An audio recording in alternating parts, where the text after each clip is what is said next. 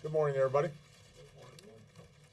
When I announced our new strategy for Afghanistan and Pakistan last December, I directed my national security team to regularly assess our efforts and to review our progress after 1 year. That's what we've done consistently over the course of the past 12 months, in weekly updates from the field, in monthly meetings with my national security team, and in my frequent consultations with our Afghan, Pakistani, and coalition partners. And that's what we've done as part of our annual review, which is now complete. I want to thank Secretary Clinton and Secretary Gates for their leadership. Since Joint Chief of Staff Chairman Admiral Mullen is in Afghanistan, I'm pleased that we're joined by Vice Chairman General Cartwright. Our efforts also reflect the dedication of Ambassador Richard Holbrooke, whose memory we honor and whose work will continue. Indeed, the tributes to Richard that have poured in from across the globe speak to both the enormous impact of his life and to the broad international commitment to our shared efforts in this critical region.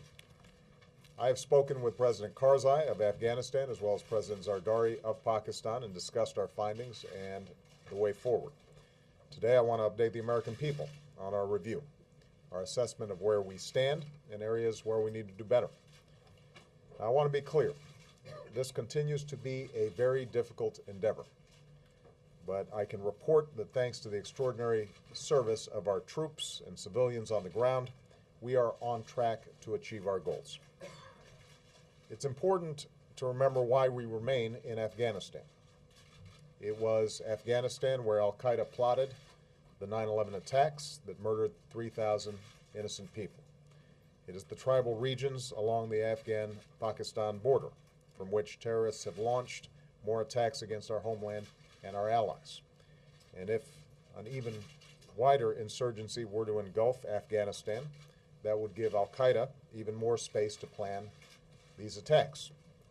And that's why, from the start, I've been very clear about our core goal.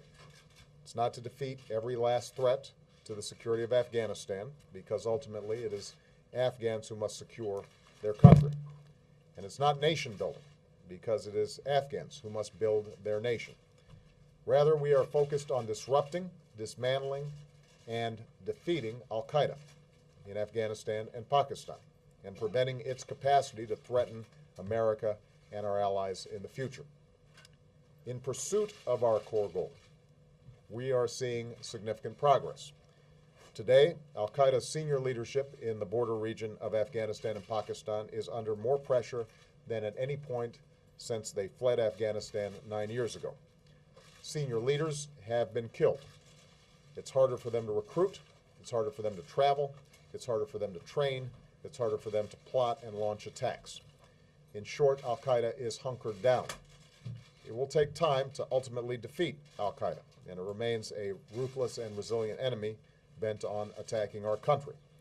But make no mistake, we are going to remain relentless in disrupting and dismantling that terrorist organization. In Afghanistan, we remain focused on the three areas of our strategy: our military effort to break the Taliban's momentum and train Afghan forces so they can take the lead, our civilian effort to promote effective governance and development, and regional cooperation, especially with Pakistan, because our strategy has to succeed on both sides of the border. Indeed, for the first time in years, we've put in place the strategy and the resources that our efforts in Afghanistan demand. And because we've ended our combat mission in Iraq and brought home nearly 100,000 of our troops from Iraq, we're in a better position to give our forces in Afghanistan the support and equipment they need to achieve their missions. And our drawdown in Iraq also means that today there are tens of thousands fewer Americans deployed in harm's way than when I took office. With those additional forces in Afghanistan, we are making considerable gains toward our military objectives. The additional military and civilian personnel that I ordered in Afghanistan are now in place, along with additional forces from our coalition, which has grown to 49 nations. Along with our Afghan partners, we've gone on the offensive, targeting the Taliban and its leaders and pushing them out of their strongholds. As I said when I visited our troops in Afghanistan earlier this month. Progress comes slowly and at a very high price in the lives of our men and women in uniform. In many places, the gains we've made are still fragile and reversible. But there is no question we are clearing more areas from Taliban control, and more Afghans are reclaiming their communities.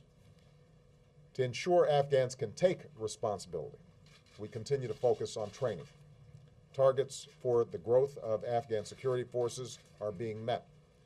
And because of the contributions of additional trainers from our coalition partners, I'm confident we will continue to meet our goals. I would add that much of this progress, the speed with which our troops deployed this year, the increase in recruiting and training of Afghan forces, and the additional troops and trainers from other nations, much of this is the result of us having sent a clear signal that we will begin the transition of responsibility to Afghans and start reducing American forces next July. This sense of urgency also helped galvanize the coalition around the goals that we agreed to at the recent NATO summit in Lisbon, that we are moving toward a new phase in Afghanistan, a transition to full Afghan lead for security that will begin early next year and will conclude in 2014, even as NATO maintains a long-term commitment to training and advising Afghan forces. Now, our review confirms, however, that for these security gains to be sustained over time, there is an urgent need for political and economic progress in Afghanistan. Over the past year, we've dramatically increased our civilian presence with more diplomats and development experts working alongside our troops, risking their lives and partnering with Afghans. Going forward, there must be a continued focus on the delivery of basic services, as well as transparency and accountability. We will also fully support an Afghan political process that includes reconciliation with those Taliban who break ties with Al-Qaeda, renounce violence, and accept the Afghan constitution. And we will forge a new strategic partnership with Afghanistan next year so that we make it clear that the United States is committed to the long-term security and development of the Afghan people. Finally, we will continue to focus on our relationship with Pakistan. Increasingly, the Pakistani government recognizes that terrorist networks in its border regions are a threat to all our countries, especially Pakistan. We've welcomed major Pakistani offensives in the tribal regions. We will continue to help strengthen Pakistani's capacity to root out terrorists. Nevertheless, progress has not come fast enough. So we will continue to insist to Pakistani leaders that terrorist safe havens within their borders must be dealt with. At the same time, we need to support the economic and political development that is critical to Pakistan's future. As part of our strategic dialogue with Pakistan, we will work to deepen trust and cooperation. We'll speed up our investment in civilian institutions and projects that improve the lives of Pakistanis. We'll intensify our efforts to encourage closer cooperation between Pakistan and Afghanistan. And next year, I look forward to an exchange of visits, including my visit to Pakistan, because the United States is committed to an enduring partnership that helps deliver improved security, development, and justice for the Pakistani people.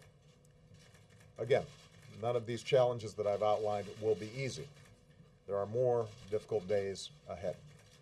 But as a nation, we can draw strength from the service of our fellow Americans. On my recent visit to Afghanistan, I visited a medical unit and pinned Purple Hearts on some of our wounded warriors. I met with a platoon that had just lost 6 of their teammates. Despite the tough fight, despite all their sacrifice, they continue to stand up for our security and for our values that we hold so dear. We're going to have to continue to stand up. We'll continue to give our brave troops and civilians the strategy and resources they need to succeed. We will never waver from our goal of disrupting, dismantling, and ultimately defeating Al-Qaeda.